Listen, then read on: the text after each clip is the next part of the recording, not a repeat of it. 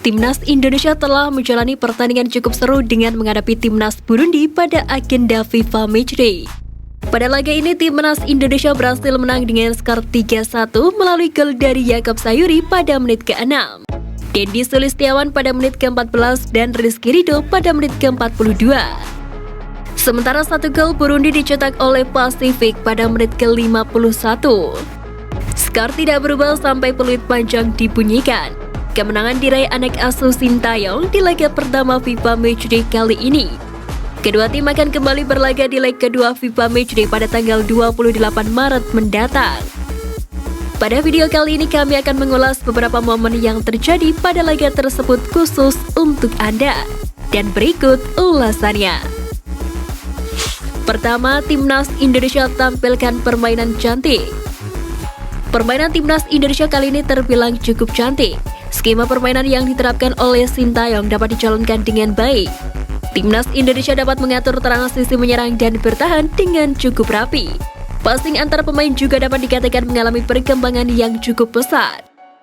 Timnas dapat meminimalisir kesalahan-kesalahan passing dibandingkan dengan gaya permainan saat melakoni kompetisi di Piala AFF beberapa waktu lalu. Serangan-serangan Timnas Indonesia juga telah mengalami perkembangan pesat. Skuad Garuda menampilkan gaya permainan yang atraktif dan kreatif. Kedua, lini pertahanan Timnas Indonesia kokoh. Di laga ini, kedua tim mengeluarkan skuad terbaiknya untuk saling berhadapan dan menjaga gengsi. Yang paling disorot yakni lini pertahanan Timnas Indonesia dengan adanya duet bek berkelas Eropa Jordi Amat dan Elkan Bagot. Kedua bek tersebut menjaga lini pertahanan Timnas Indonesia dengan cukup baik. Terbukti dengan sulitnya para penyerang Burundi menembus lini pertahanan Timnas Indonesia. Bahkan sampai babak pertama usai, Timnas Burundi tak sanggup menjebol lini pertahanan Timnas Indonesia. Babak kedua, Burundi semakin gencar melakukan serangan, tapi lagi dan lagi Jordi Amat menunjukkan kelasnya. Ketenangan dan intersep serta pengambilan bola dari lawannya menunjukkan bahwa mantan pemain Swansea City ini adalah pemain kelas Eropa yang berkualitas.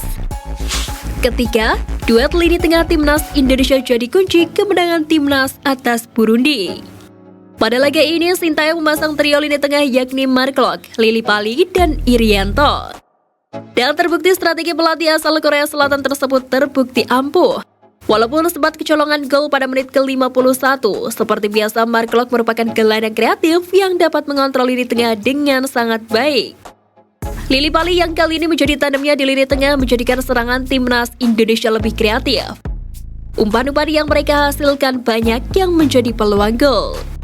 Sedangkan Irianto menjadi gelandang bertahan jangkar yang mampu menahan serangan-serangan yang melewati lini tengah Timnas.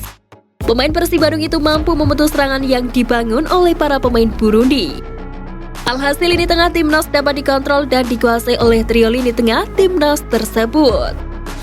Keempat, Timnas Indonesia mulai menunjukkan penyelesaian akhir yang maksimal. 3 gol yang diciptakan oleh skuad Garuda menunjukkan adanya progres yang positif untuk penyelesaian akhir atau finishing Timnas. Seperti diketahui, masalah finishing menjadi problem yang masih disorot. Melihat pada permainan Timnas Indonesia di Piala AFF beberapa waktu lalu, finishing anak asuh STY benar-benar tidak maksimal. Sontak kritikan tajam mengalir dari banyak pihak. Namun di pertandingan kali ini seolah Sintayong menjawab keraguan banyak pihak tersebut. Timnas Indonesia mulai dapat memaksimalkan penyelesaian akhir dengan sangat baik dan sempurna. Terbukti dengan Timnas Indonesia berhasil menjebol gawang Burundi sebanyak 3 kali. Bahkan ketiga gol tersebut melalui skema permainan yang cantik.